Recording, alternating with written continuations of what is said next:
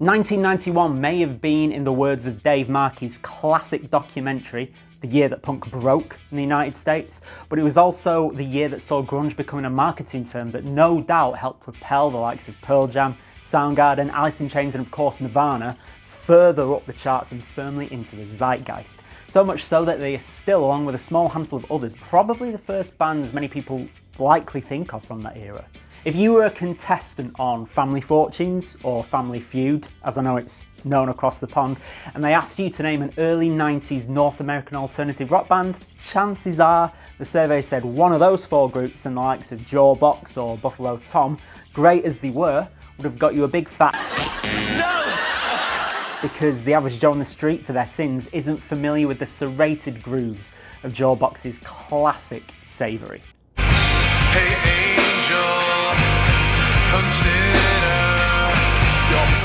similar to the video I did on great but lesser spoken of albums from the Britpop era, with this video I wanted to take a look at some of the bands from the grunge period that wouldn't make it onto a Family Fortunes survey. Whilst grunge was grabbing the headlines, there was a lot of exciting music being made in other parts of the North American alternative rock landscape that didn't break through on that level.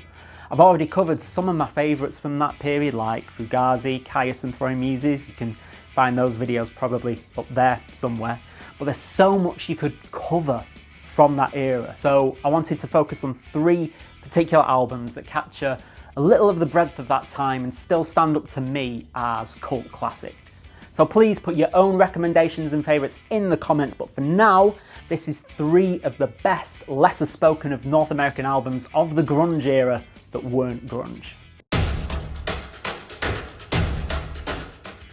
Welcome to 2020 Sound, the channel where we take a look back at the more cult aspects, the more overlooked aspects, you might say, of indie and alternative rock history. If that sounds like something you'd like to watch more videos about, then do please subscribe. That early 90s period was so vibrant for so many branches of guitar-based music. So I wanted to pick three distinctly different albums. One, an alt-country classic packed with great melodies, a true graduate of the Great American Songbook. Another being so unhinged, it basically takes a chainsaw to the Great American Songbook. And to start with, I wanted to talk about an album that is one of my go-tos if I'm wanting something that is going to hit phenomenally hard, but also get my head nodding. A record described by singer Jeff Rickley of the band Thursday as sounding like an alley you shouldn't walk down. Quicksand's 1993 debut album, Slip.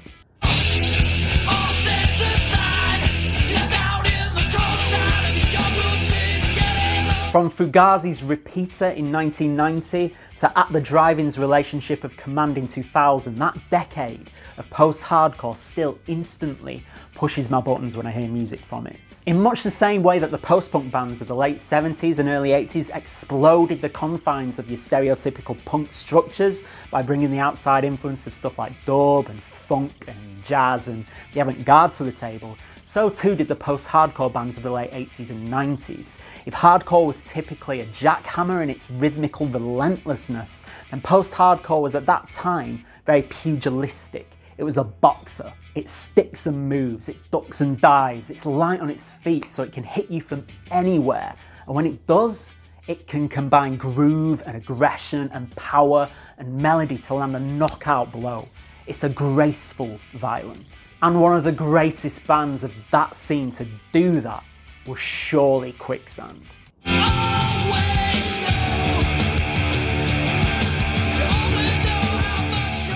Sometimes also described as alt metal, Quicksand had the kind of melting pot sound that saw them supporting bands as completely different as No Doubt on the one hand and Anthrax on the other. And AV Club described Slip perfectly when they said it was a nearly flawless record that combines the irony and heaviness of Helmet with Fugazi's penchant to dismantle sound in the most energetic ways.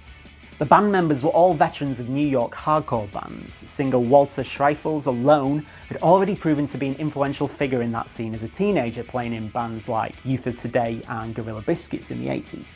But with Slip, they took that aggression and brought in these elements of contrast, which for me served to make the aggression all the more effective. A huge part of which is down to the brilliance of the band's rhythm section, Sergio Vega on the bass and Alan Cage on drums.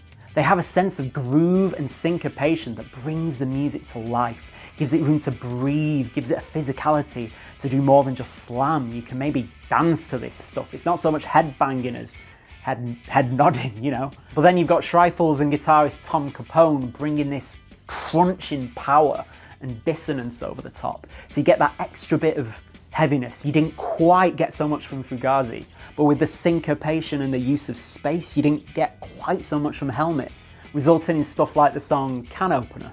I know you work so hard, but you know what your advantage is. And that more metal influence results in some seriously catchy riffs throughout. A couple of my favourites being Unfulfilled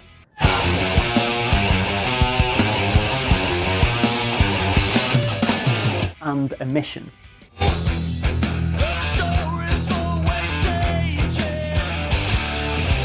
Elsewhere, Quicksand were bringing in these other elements from what was going on around them outside of hard rock at the time. There's this shoegaze element to a song like Head to Wall, which ends with these guitar drones that sound like they've been imported straight from My Bloody Valentine's Loveless.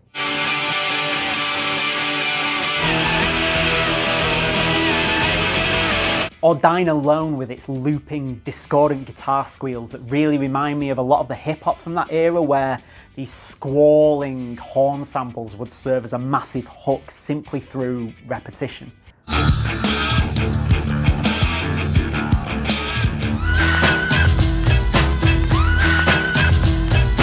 Or even something as simple as the slight chorus effect you hear on Vega's bass line in Phaser that always calls The Cure to my mind.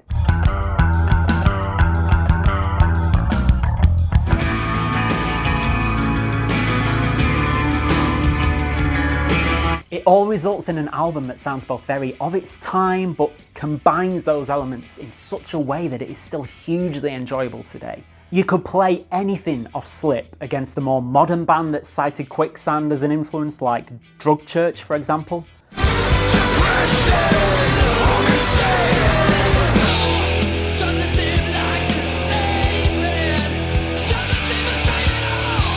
And it definitely still holds its own pound for pound. Quicksand only released 2 albums in the 90s, Slip and the similarly revered Manic Compression, before disappearing and the members moving on to other projects, most notably for Shrifles having some success with rival schools in the 2000s.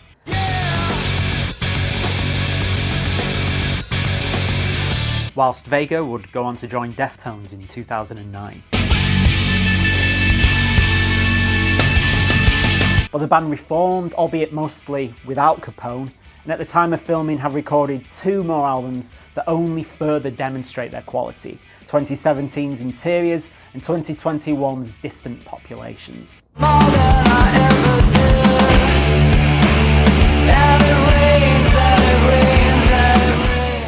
Going back to 1993, another band releasing their debut album of a sort that year was Grantley Buffalo, one of the key groups of 90s Americana, who previously released a couple of albums under the name Shiva Burlesque, but began attracting greater plaudits under their new moniker with their album Fuzzy, a record described by R.E.M's Michael Stipe at the time as being the best album of the year, hands down.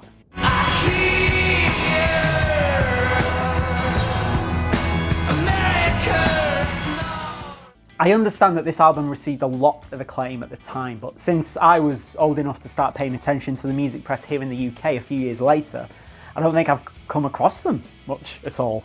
So discovering this album decades later was a revelation. Sometimes you hear a record for the first time and it already feels familiar, like when you meet someone and you just click straight away, like you could have been friends for years. That's what discovering Fuzzy felt like to me. Its melodies and its soulfulness felt instantly comfortable. It was accessible without being predictable or shallow. There's a depth there. It's a record with stories to tell and a rich sense of history to its sound. This is the hook that drags you.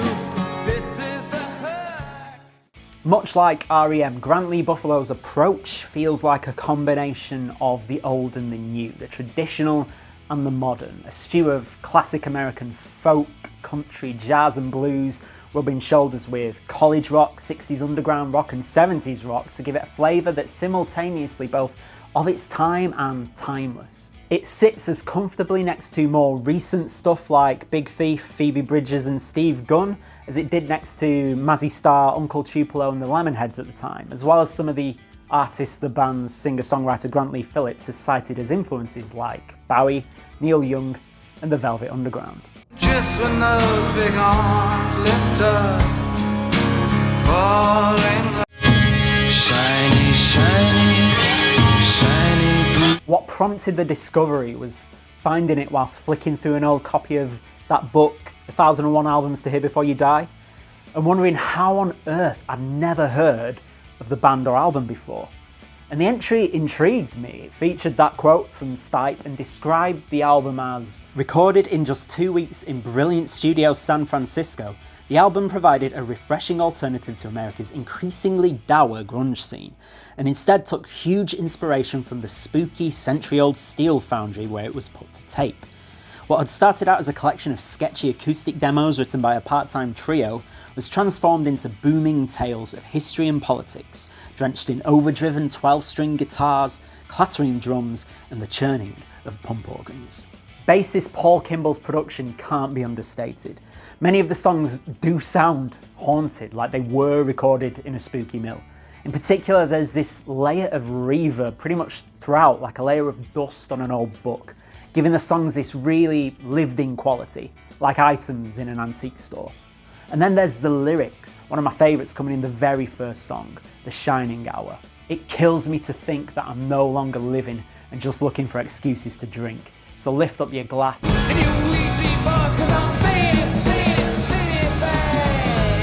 Many of the lyrics are kind of cryptic, but some are straight down the line great storytelling, like Dixie Drugstore, which tells the tale of a man stepping into such a shop in New Orleans and finding himself embroiled in a night of passion with a mysterious woman who turns out to be the long-dead voodoo queen Marie Laveau. He nodded yes, none other, the Queen of New Orleans. It all adds up to an album that, going back to that antique store imagery, feels like a somewhat forgotten treasure lying on the shelves, with probably a lot of people completely unaware of its existence or value. But for those people with a passion for traditional songwriting gems, this album is full of jewels just waiting to be remembered or even discovered. Which brings me to my final selection, the very opposite of traditional songwriting, the sonic blunt force trauma that is 1991's GOAT by the Jesus Lizard.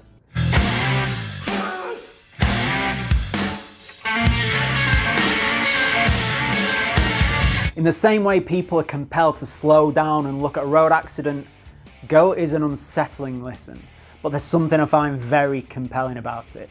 The Jesus Lizard come on like the Stooges being filtered through a post-punk meat grinder, seasoned with a bit of bands like The Birthday Party and The Fall along the way.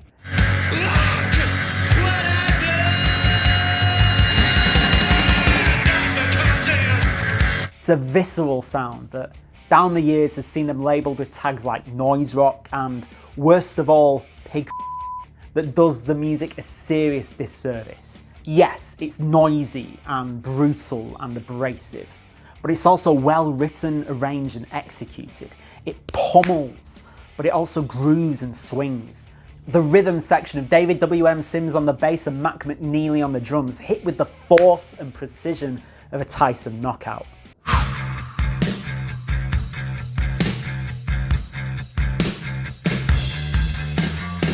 GOAT's got memorable riffs and licks across Dwayne Dennison's guitars and Sims' bass parts. There's plenty of hooks. They're just not pop hooks. They're the threatening, unsettling hooks like the kind you find at the end of a pirate's arm or in a horror film with victims hanging off them.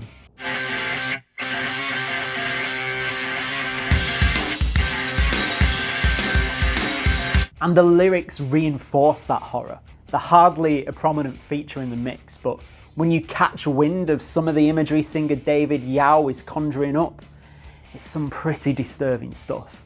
Like in the single Nub, about a child who experiences phantom limb syndrome after their arm is accidentally broken off.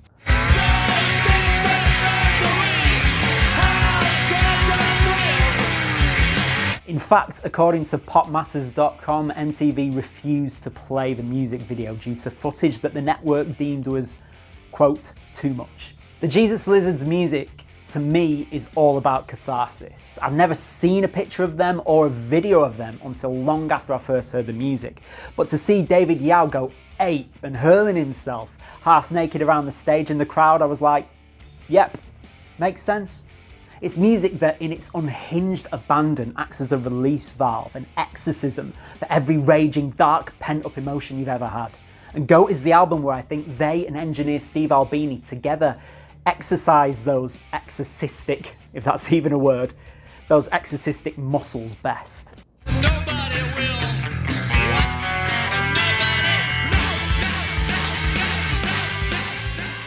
When people think of Albini's work recording other bands in the studio, some of the first albums that probably spring to mind are the Pixies' Surfer Rosa or Slint's Spiderland, for instance. But for my money, Goat is right up there as being one of the most quintessential examples of him at his absolute best as a studio engineer.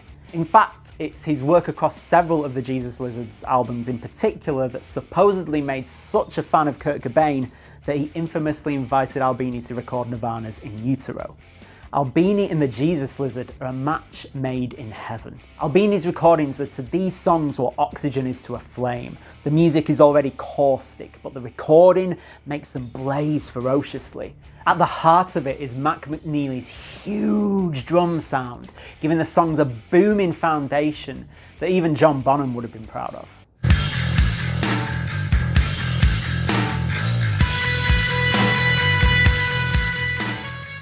Because beyond being noise rock or art rock or whatever niche people want to pigeonhole them as, the Jesus Lizard, first and foremost, quite simply, rock. And over 3 decades since Goat rammed its way out of Chicago and into people's eardrums, sorry for that pun, that was absolutely terrible, it hasn't lost any of its delightfully demented potency. So there you have it, that's 3 of my particular favourite cult classic albums from that period. There were, of course, hundreds more I could have picked, including other records by those bands, so please let me know your suggestions for classic, lesser spoken of American alt-rock albums from the early 90s in the comments, and if you'd like to watch more videos along these lines of cult or overlooked music from indie and alternative rock history, then do please subscribe.